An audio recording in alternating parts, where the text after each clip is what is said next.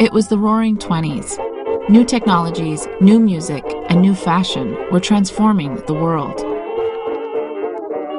Radios and telephones made the world smaller. Moving pictures and automobiles made the world faster. But the change wasn't just about technology. It would also be about values. And nowhere were the values being challenged more than by the king and queen of Afghanistan.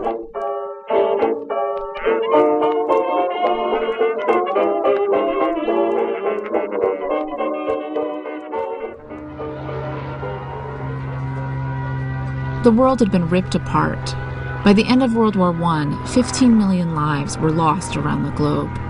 But the fighting did finally end, and when it did, the world needed rebuilding. Across the globe, a new hope for the future was coming to life. That hope believed that a revolution in values and technologies would put to rest the madness of war.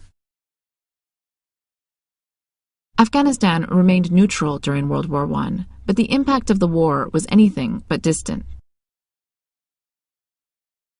The entire world was wrapped in the war, and nations vied for the country's support. The king, Habibullah, played his suitors off of each other. But only a few months after the armistice, King Habibullah was assassinated. In February 1919, his third son, Amanullah, took the reins.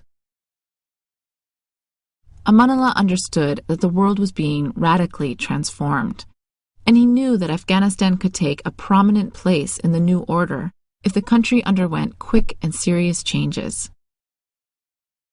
He sought guidance from Mahmoud Tarzi, an Afghan intellectual who had once been exiled and had lived abroad in Turkey and Syria. He, during his exile, had lived in the Middle East and had been very influenced by movements in the Middle East for modernization, for trying to decolonize the Middle East, to bring Islam into a new renaissance, a new period of flowering, intellectually and politically, that looked to, it was a movement that looked to indigenous roots, to Islam itself, as an example for education, modernization, and reform. This new interpretation of Islam was being embraced by elites across the Muslim world.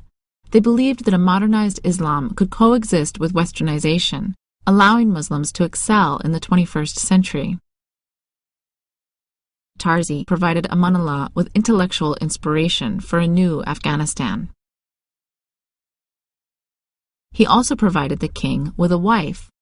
Amanullah fell in love with and married Tarzi's daughter, Soraya.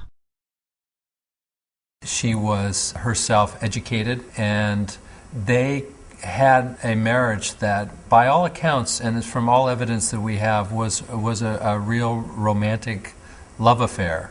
You see in the archive photographs of Amanullah and Soraya that in a very romantic poses, and with Soraya's hair down, dancing, very intimate photographs for the time. Together, the new king and queen set out to transform Afghanistan. Over the next decade, they built schools, started an air force, established a national bank and a national currency. They supported education of all sectors of society, including women and nomads.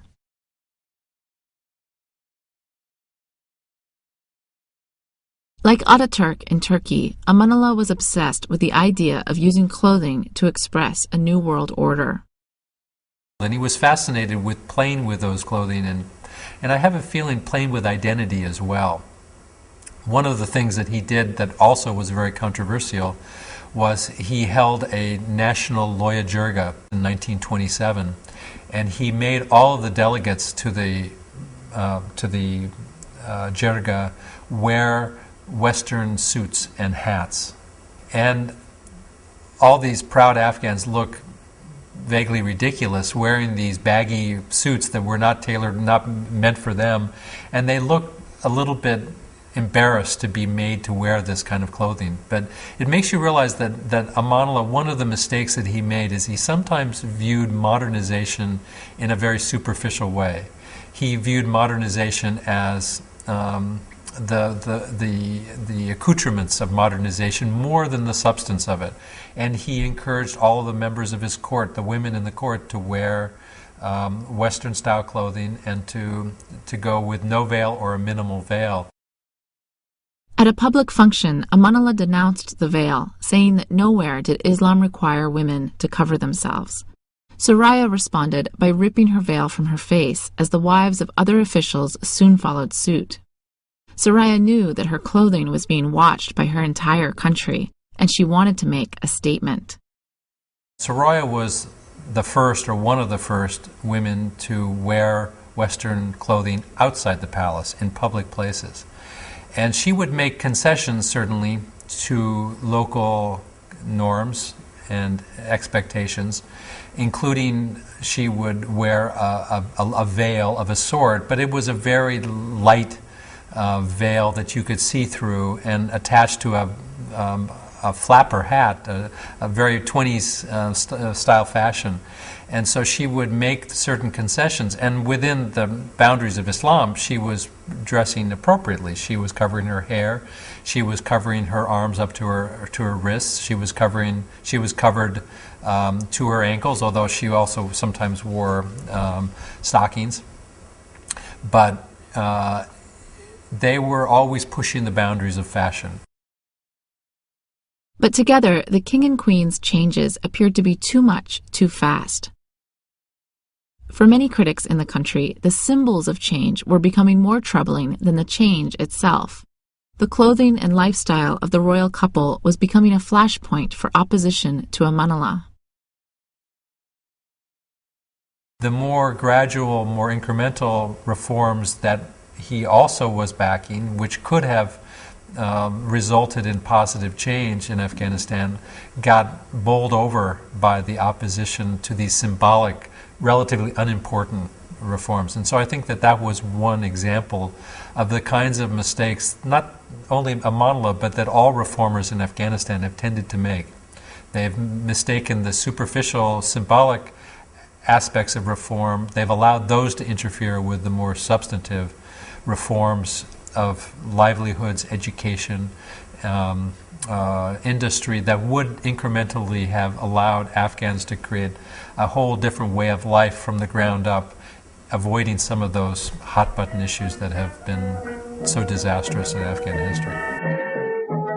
In 1927, Amanullah and Soraya went on a tour to Europe, where they were the darlings of the political and intellectual circles. They were the it couple of the 1920s, working to build a new post-war society where modern values could flourish. But at home, they were not as popular. While they were away, opposition to their reforms mounted. By 1929, an uprising led by Habibullah Kalakani broke out in Jalalabad, and the couple was forced to abdicate the throne. They lived the rest of their lives in Europe. The Roaring Twenties and all of their optimism had come to an end.